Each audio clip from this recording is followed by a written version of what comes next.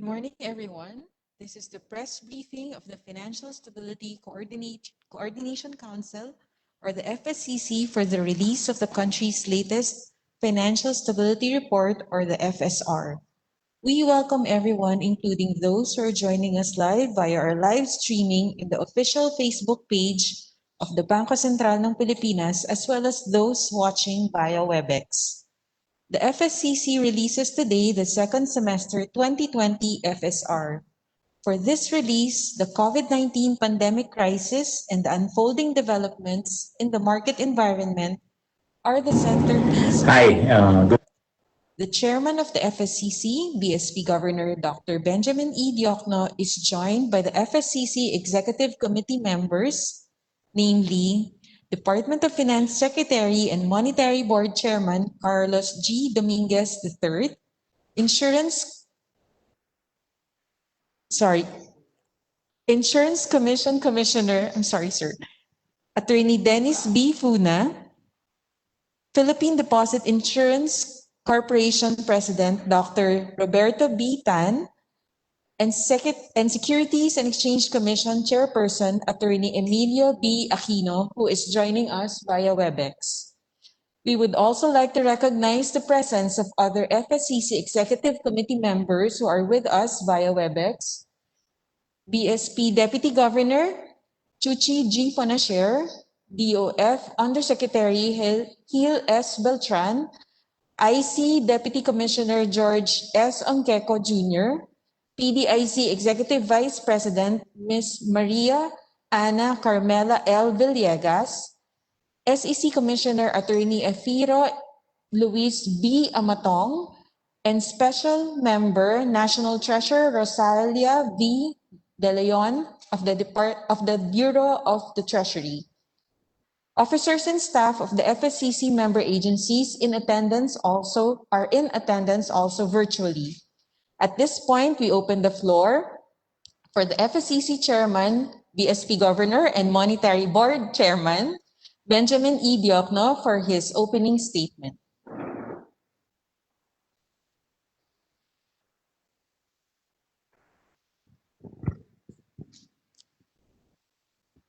Ladies and gentlemen, friends from the media, good morning.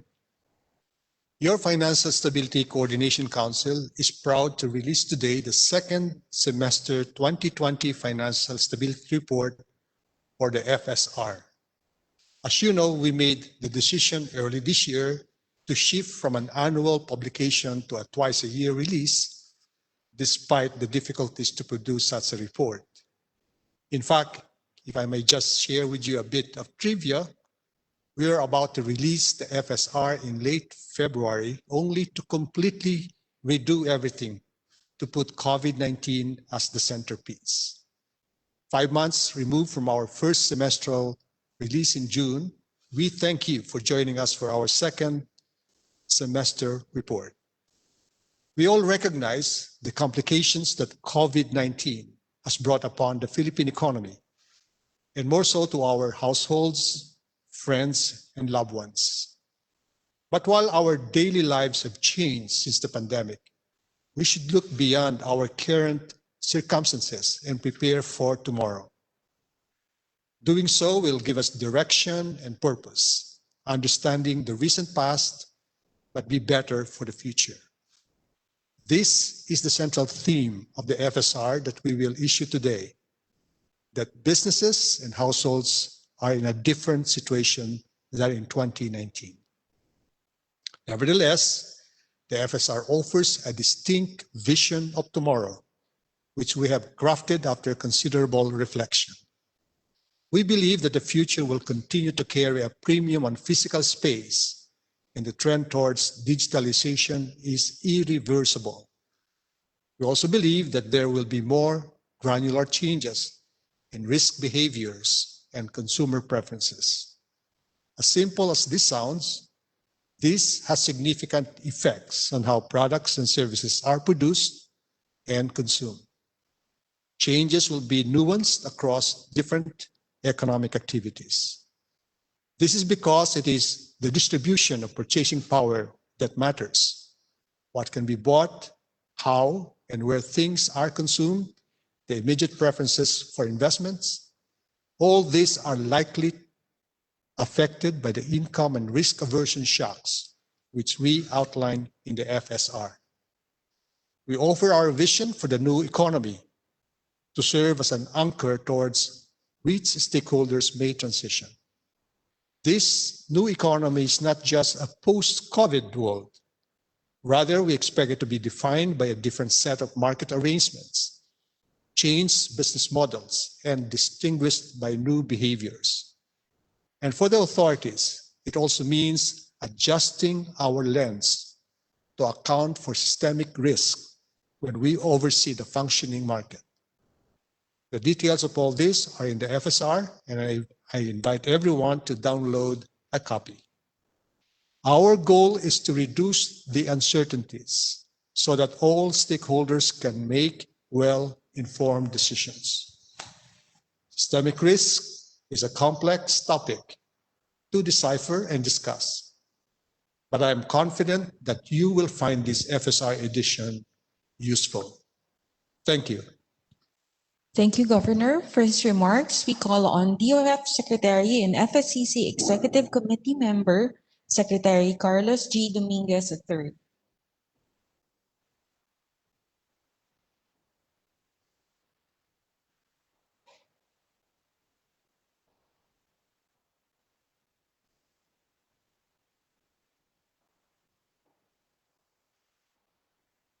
PSP Governor Benamin Jokno, Chair of the Financial Stability Coordination Council, Chairman Emilio Aquino of the Securities and Exchange Commission, President Roberto Tan of the Philippine Deposit Insurance Corporation, Commissioner Dennis Funa of the Insurance Commission, fellow workers in government, friends in the media, good morning. The second semester financial stability report we are presenting today is a picture of strength in the face of adversity. While it may not be as glowing as last year's report, it shows how years of work in fortifying our financial sector have prepared us well for this difficult time. More importantly, it demonstrates that we are effectively mitigating the adverse effects of the pandemic on our domestic economy. This report highlights the importance of crafting responsive fiscal and monetary policies to support our recovery and help Filipinos return to their means of livelihood. Fiscal policy is more than just disbursing public funds and financing deficits. At the start of this administration, we understood that good fiscal policy could meaningfully improve the lives of our people and strengthen businesses. We spend what we must, and we spend on the right things. Our fiscal policy is centered on supporting President Duterte's ambitious 0 to 10-point socioeconomic agenda towards inclusive growth. Over the past 4 years, we are focused on building our fiscal stamina. This proved crucial when the pandemic struck. With our credit ratings at historic high, we've quickly accessed emergency loans from our development partners and the commercial markets at very low rates, tight spreads, and longer repayment periods. With our enduring financial strength, we will meet these obligations. We continue to work with the rest of the government to ensure that these funds will be spent on strengthening the economy. At the Fiscal Stability Coordinating Council, we are focused on assessing the interplay between the financial market and the real economy. Thus, I would like to take this opportunity to thank both houses of Congress for passing the FIST, or the Financial Institutions Strategic Transfer Act. We hope the bicameral conference will finalize the bill within this year. As the global pandemic continues, we must implement timely and effective monetary and fiscal policies. These policies are crucial to the management of evolving systemic risks during this period of general uncertainty. They are also the very tools we are using to build a new and more resilient economy. Every crisis presents both challenges and opportunities. We will continue to be vigilant against the risks posed by the pandemic while taking advantage of opportunities that will help restore our country's growth trajectory. Thank you and good day. Thank you, Secretary. We will now take a short pause on the remarks of our principals and proceed with a brief presentation on the latest FSR. Let us please welcome the head of the FSCC Technical Secretariat, Assistant Governor Dr. Johnny Noe E. Ravalo, to give us a brief presentation. Thank you very much, Alicia, and good morning to everyone. When we started the financial stability report early this year, COVID was just about to be unfolding. With the release of the second semester FSR, we now have a situation where we have 8 to 9 months worth of information, and we are able to see the full effects of COVID today. So if I may just share with you the screen.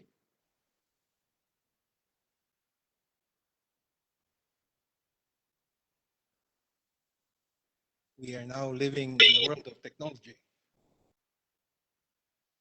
When we take a look at the second semester FSR, the central message is it is all about health. The health of the household as well as the health of the economy. When we talk about the suspension of economic activities to manage the spread of the virus, you now have to face the issue of the repairing the balance sheets of these business entities, and to be able to secure that funding, issues about pricing come to fore. And with the pricing of risks, there has to be also the reckoning about the pricing of uncertainty and risk aversion. At the household level, it is all about jobs, the change in employment profile, and by the change in jobs, you would change incomes. And when incomes change, behaviors change.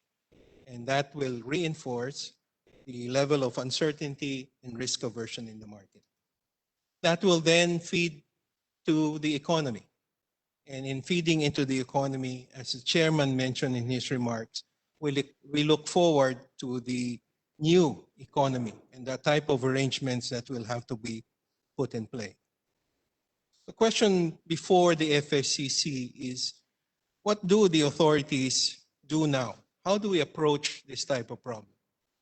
The classical appreciation of the symbiosis between the real economy and the financial markets is that the spillovers come from the financial markets, and we want to be sure that the rest of the economy is not affected.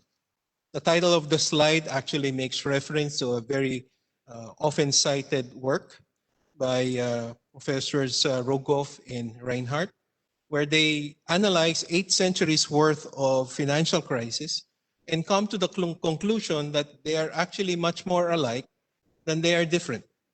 In a recent piece, Dr. Reinhardt actually makes a claim that COVID is a very different crisis. And it is different for various reasons, but for the purpose of the FSCC, it is different because the shock of COVID started from the real economy. And we now have to ensure that the financial markets are not as affected, and so that you manage a second round effect. So what do we see? In very short term, there are 5 points that we see and reflect in the FSR. The first point is that incomes are clearly impaired. So you have both the household and the business sector incomes trailing from last year's pace. The second point is that financial risk aversion remains elevated. This is a natural response in the financial markets in face of uncertainty. And when uncertainty arises, risk aversion will necessarily rise. The third point, though, is that COVID is not an equal opportunity type of shock. So you will have welfare implications, and there are social inequity type of issues. The socio-economic impact of COVID has to be taken into consideration. The fourth point is that since incomes are affected and since preferences change, we believe that this will take a much longer period in terms of how the consumer reflects his behavior, as well as how the investors manage their risks. And then finally, and this is important to policymakers, our current models of how humans behave and what type of choices they make are all premised on normal times behavior.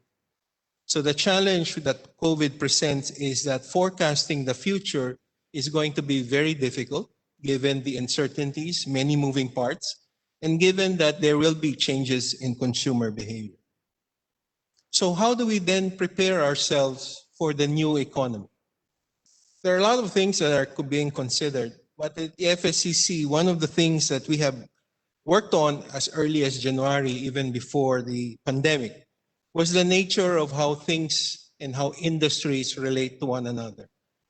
The animation that you see in front of you is an actual calculation of the various economic activities, and you will see them as circles, and there will be lines of who is affecting who, and in a particular sequence. And if we can do this for the industries, and we can certainly do this for the firms as they relate to the rest of the world. So in this particular schematic, the outer circle will be the countries that our business entities do business with, and the inner circle would be that of the real economy. What does this mean? From the standpoint of forecasting or understanding the new economy, we believe that there will be a premium on physical presence, there is a reliance on technology, and there is a preference to do things remotely. The question then is, how do these affect the standard economic activities? So after considerable thought, the economic activities are affected because of these three stimulus. And you will find this analysis in the FSR. So we have the analysis not just at the aggregate level, but actually at the industry level and how we relate to the different economic activities. So moving forward, when we prepare for the new economy, people will talk about the black swans or the elephants in the room or the gray rhinos. But the one thing we certainly remember at the FACC is the butterfly. The butterfly effect is taken from fractal analysis and chaos theory. And what it simply says is that small changes end up with very large unintended consequences.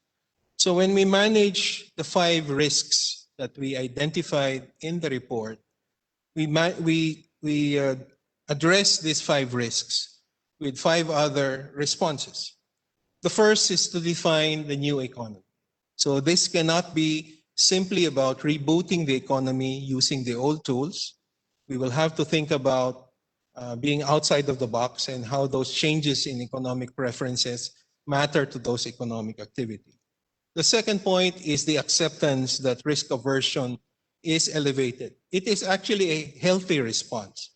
It's a healthy response to risk-taking. And given the uncertainties in the market, we need to deal with both the quantity of funding as well as the pricing of that risks. The third point is that we believe that for financial authorities, there will have to be some adjustments to the way we oversee the markets. And there is a fuller description of this in the FSR. The fourth is the butterfly, what we refer to as the 4 C's: complementarities, connectedness, contagion, and common correlations matter in the way humans or consumers interact with each other, as well as how economic activities relate to one another. And finally, if we are to deal with the uncertainties, we want to be sure that the Filipino consumer is able to make well-informed choices. And to be able to make well-informed choices, we need to be able to communicate. We need to be able to engage. And that is exactly what the FSR is doing. So as I end this very brief presentation, the details of all of this are in the second semester financial stability report. And I take this opportunity for the Technical Secretariat to express his thank you to the Financial Stability Executive Committee for the support and for the understanding that we have received in preparing the report. And let me end with this quote from the FSCC chairman. There is clearly a lot of things that need to be done. And as diverse as the FSCC is, as diverse as the representation is in the council, we cannot do this simply on our own. It will require a lot of engagement with all sorts of stakeholders. But in understanding what needs to be done, we also need to be sure that we are able to communicate more and communicate effectively. We trust that the FSR is that first step. Thank you very much. Thank you, Dr. Ravalo. To learn more about the details of the FSR, the report may be accessed at the BSP website and the websites of the DOF, PDIC, SEC, and the IC. We will be sharing the link to the report before the briefing ends. I would like to remind everyone that we will be answering questions from the media after our principals have delivered their remarks. Meanwhile, our Facebook and WebEx audiences can post questions on the comment section and at the chat box of the WebEx facility that we have. We will try to answer these questions later. At this point, let us hear the insights of our Securities and Exchange Chairman and FSCC Executive Committee member, Attorney Emilio B. Aquino. Hi, good morning, everyone. Well, economic historians suggest that the world experiences a major shock once every decade. And while COVID-19 may have come a bit late, it makes up for it by being vastly different from those we experienced in 1997 and 2007. While the first FSR semester report showed what the authorities did early on, this latest report reflects on how the markets have unfolded since. Well, liquidity is coveted, credit has slowed, and risk premiums have risen. This is rational risk aversion for a market under uncertainty.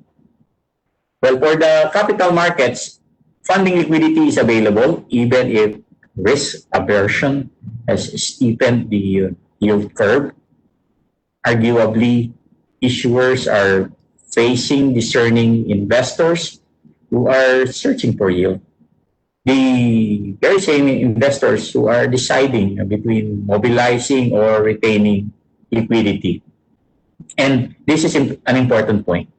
Okay, as my FSCC colleagues have already pointed out, getting us to the new economy requires that we position ourselves to the change market arrangements. And getting there means encouraging more economic activity, even for firms whose balance sheets may be currently stressed, but are still fundamentally viable. So to redeploy liquidity, this tells the FSCC that the work ahead includes strengthening risk valuations. We do want both issuers and investors to embrace yields that reflect fair prices of risk rather than ad hoc uncertainty premiums. And this is very doable, but a whole of market approach is needed so that systemic issues are managed collaboratively and effectively. If there is an upside to COVID, it has forced us to think of how we can be better. Now heading to 2021, we need to do just that. And despite the uncertainties from COVID, I see a strong upside for the capital market. The evidence in the FSR supports this, and we certainly expect that our market will play an important role in moving us forward. Hi. Chairman Aquino, Let us listen next to the remarks of the Philippine Deposit Insurance Corporation President and FSCC Executive Committee member, Dr. Roberto B. Tan.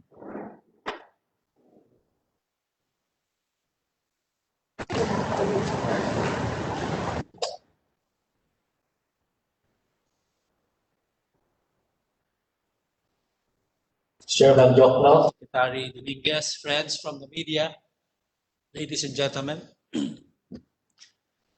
The good news for the banking industry is that it remains strong despite COVID-19 and that the critical safety net is in place. Yet we cannot be complacent. We look at the GDP numbers, we know that the first 3 quarters of this year is lower by 1.25 trillion pesos compared to that of the same period last year. As this financial stability report notes, this raises a concern over debt servicing, an issue that has been flagged worldwide because of the pandemic cum recession. This is where the symbiosis between the real economy and financial markets comes in. Weaknesses in the former would eventually impact on the latter and could create adverse spillback effects on the rest of the economy. Our financial stability report also talks about a slow burn contagion, where vulnerabilities at the firm level could spread to other firms. In this context, vulnerabilities that may look small and independent could very well be interlinked and eventually be bigger. For PDIC, this is a strong reminder that liquidity risk takes on a more immediate role. Firms may be viable fundamentally, but find themselves facing an unexpected liquidity crunch against their maturing obligations. This is true for clients of banks as well as the banks themselves. And this puts a new perspective on deposit insurance as a financial safety net. There are many nuances involved, and we are working within the FSCC to explore this further. In the end, it also reinforces why we all should be invested in systemic risks. Publicly issuing the Financial Stability Report is the important first step, as it helps us get to better handle on these brewing risks.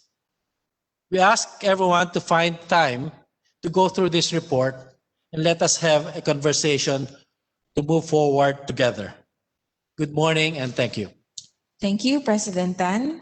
May we now call on the Commissioner of the Insurance Commission and FSCC Executive Committee member, Attorney Dennis B. Funa, for his remarks. FSCC Chairman Governor Jokno, Department of Finance Secretary Carlos G. Dominguez, Chairman Emil Aquino, President Bobby Tan, our friends from the media, good morning to everyone. The Insurance Commission fully subscribes to everything that has been shared this morning. Our stakeholders are invested long-term and thus have an inherent stake in what the new economy will be and how we get there. But it is not just about markets being stable. It is instead, the primary object of our policy interventions is the welfare of financial consumers. This is a point which continuously resonates within the FSCC. But for us, particularly at the Insurance Commission, we need to address the unique requirements of our stakeholders who are naturally long-term investors. We must rely on the stability of markets, the availability of their underlying instruments, and the reliability of risk valuations. This is not about the absence of risk. Rather, we accept that the notion of stability changes from period to period as market conditions change. Despite COVID-19 being a health issue, it is affecting the financial market. The impact of the income squeeze will affect savings and thus investable funds. In turn, as interest rates are brought lower, the price of tradable assets should rise for now, but if low for long rates remain, terminal values will likely adjust downwards. Reacting to these changes is the point of publicly making available the FSR. Not all the developments will favor everyone all the time. Others will immediately seize the opportunity to rebalance their portfolio. Although different people may act differently, what is important is that we communicate the relevant issues to different stakeholders. In the end, we should not confuse stagnation for stability or look at the systemic risks as basis to stay by the sidelines. It is by adapting to the changing risk conditions that we act with informed purpose. Whether we are borrowers or lenders, savers or investors, taking short-term or longer-term positions. I encourage everyone to peruse, read and study through the Financial Stability Report. Once again, good morning and thank you to everyone. Thank you, Commissioner Funa. At this point, we now move to the question and answer portion of our press conference. The first question is from Lee Chipongyan of Manila Bulletin. She asks, what are the signs of stress that have emerged since the last FSR? For this particular question, the key points were already covered by what was presented by the Technical Secretariat. So unless there are further clarifications related to this, the Technical Secretariat will be at your disposal. For the next question, it is directed to Governor Diokno. Governor, the reports from the IMF say that the recovery from COVID will take everyone at least into next year. Are there more surprises ahead of us? Financial authorities will always act based on the best available information at any point in time. But we will recalibrate and make adjustments as we get updates. COVID and COVID-related conditions, though, are literally evolving, and you hear a lot of spillovers and spillbacks. While things remain fluid, recovery will not come to us on its own.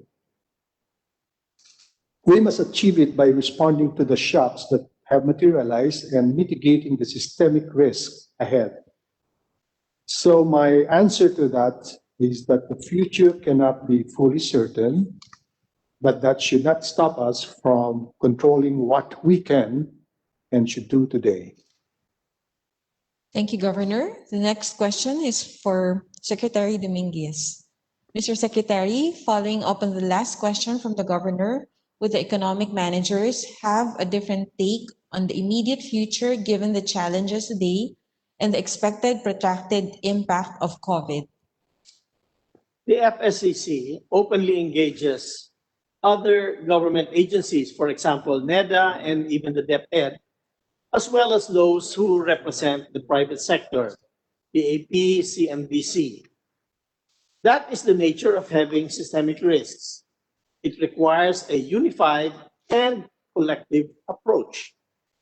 On the protracted impact of COVID, this is not surprising because it is a pandemic. But it just highlights my earlier point that we should give our interventions more time to work themselves through the system because these are responding to longer-term problems.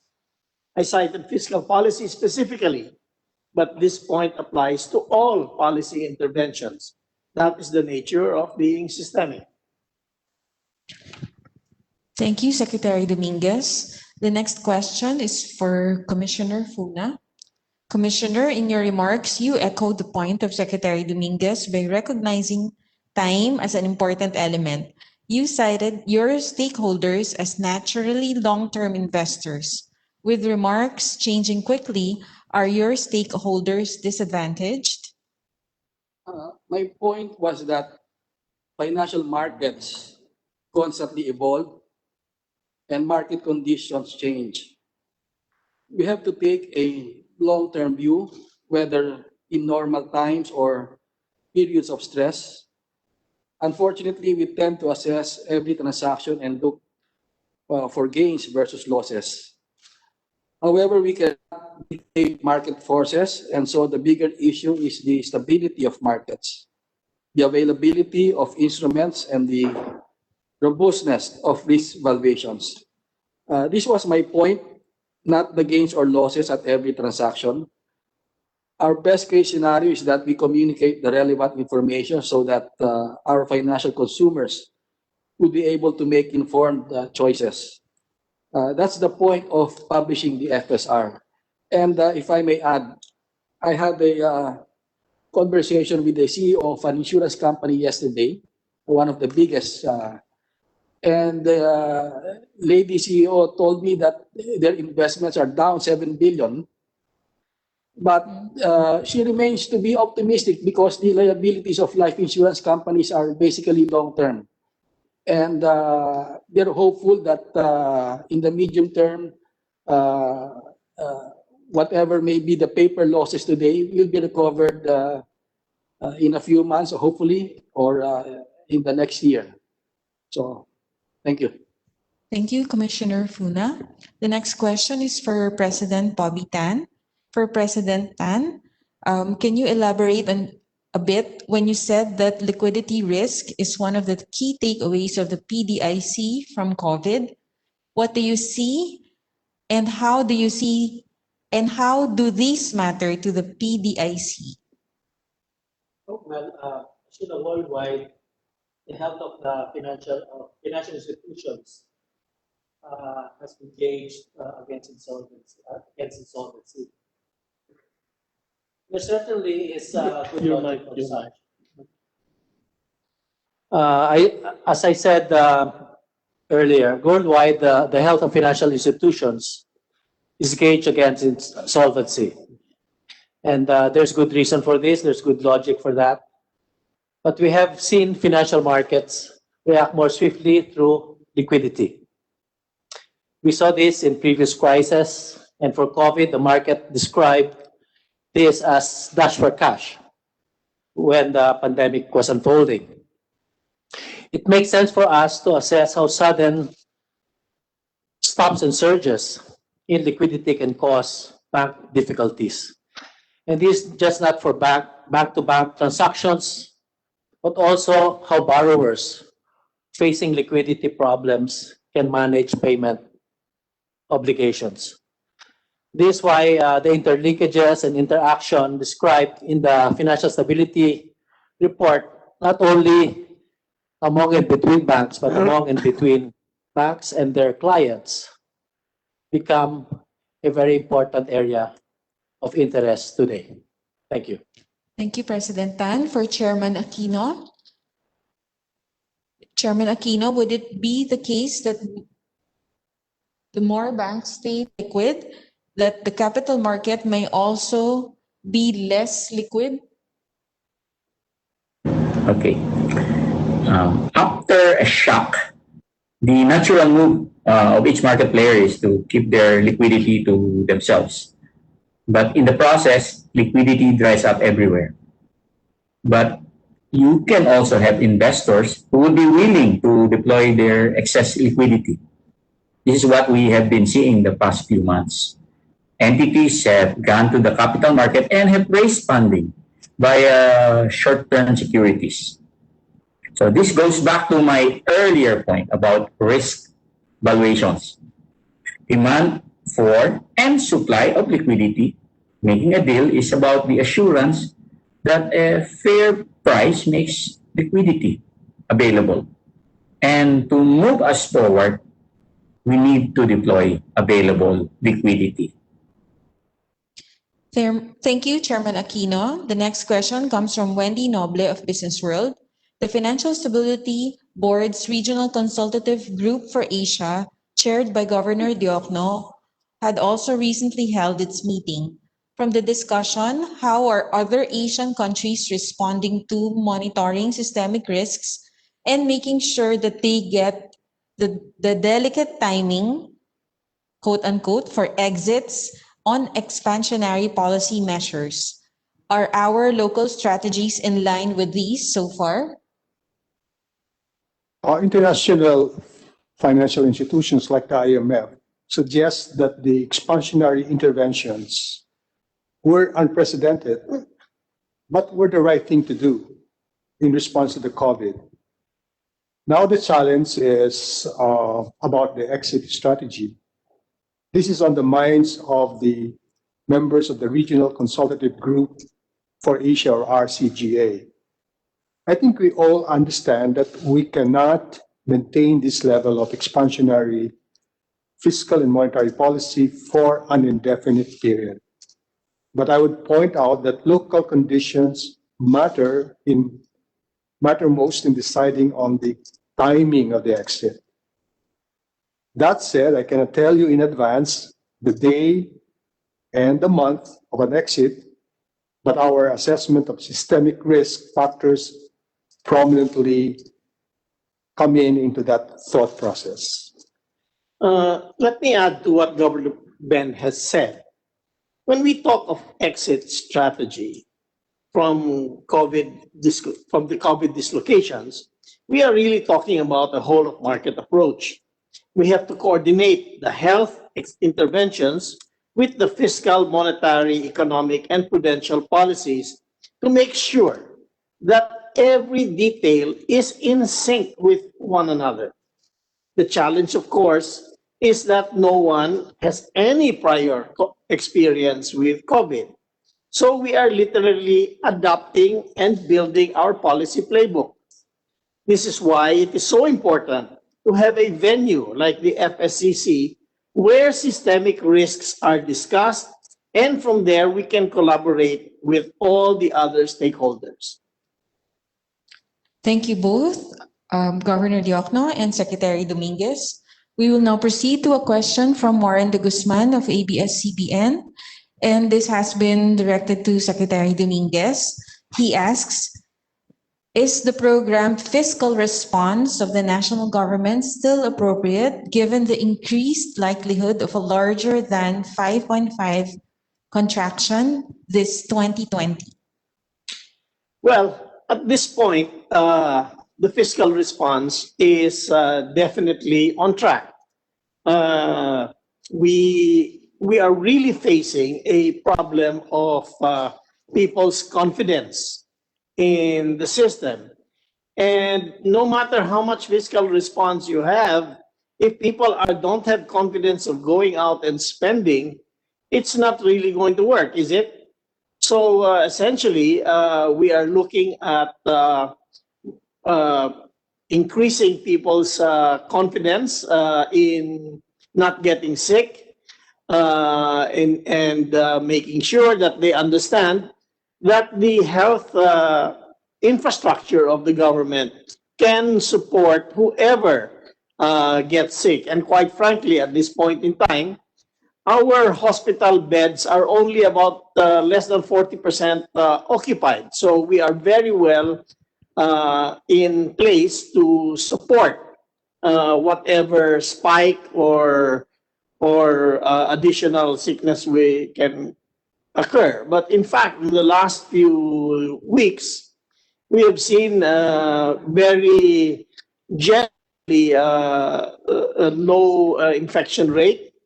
Although last night, let me tell you, I suggested to Secretary Galvez and Secretary Duque that we do a lot of testing in the centers where people go because of the floods, and in the evacuation centers to check if in fact there are going to be spikes there. So again, we are focusing on increasing people's confidence.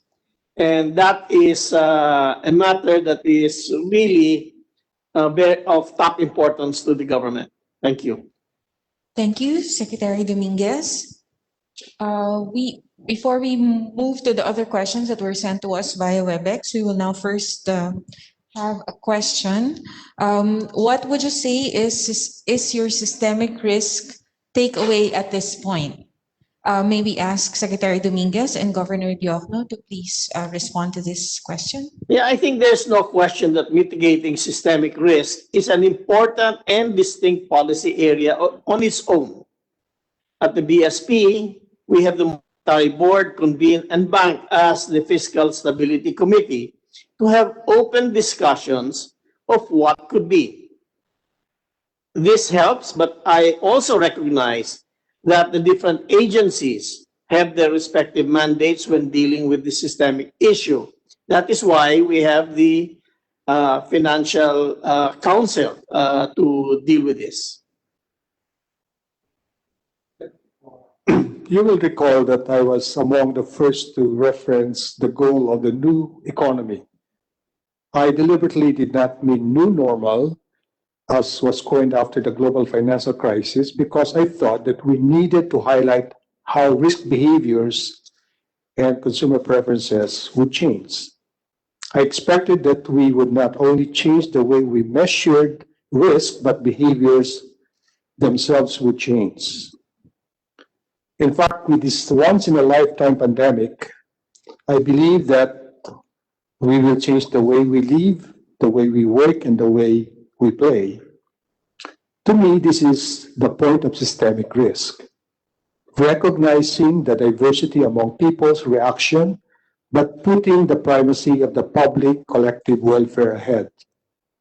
The task is difficult because surveillance is different, analysis is different, and communication is different altogether. But systemicness means engaging everyone. So this just means that you will hear more from us. That's my takeaway from this at this point. Thank you, Governor. We have one last question today from Lee Chipongyan of Manila Bulletin. This is directed to Sir Bobby Tan. Is the PDIC's DIF still sufficiently funded based on the adequacy ratio? What level is the DIF now? And are you expecting more closures of banks due to the pandemic? Yes, the deposit insurance fund is adequate based on the model that we are adopting. But we are again updating this model so that we can come up with a more responsive one. The ratio right now of the fund over estimated insurance deposit is over 6%. So that's more than adequate based on our model. Thank you, President Tan. We apologize to the reporters, our media friends who have sent us their questions. Since we are running out of time, we will reply to all of your questions via email. So please do watch out for that. At this point, we would like to have a short virtual photo session with our principals. If our EV team is ready, we can do a short and sweet screen capture. Are we ready? Okay, we are.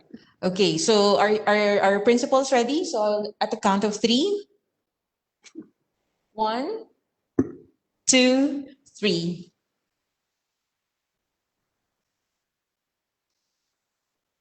All right, thank you. So we thank again FSCC Chairman, BSP Governor Benjamin E. Diokno, FSCC Executive Committee members, the Council's Technical Secretariat, the members of the private sector, and multilateral agencies, our friends from the media, and all our online viewers this morning. If the link to the FSR is ready, we can please show it to our audiences on screen. The Technical Secretariat can also email the link to our invitees.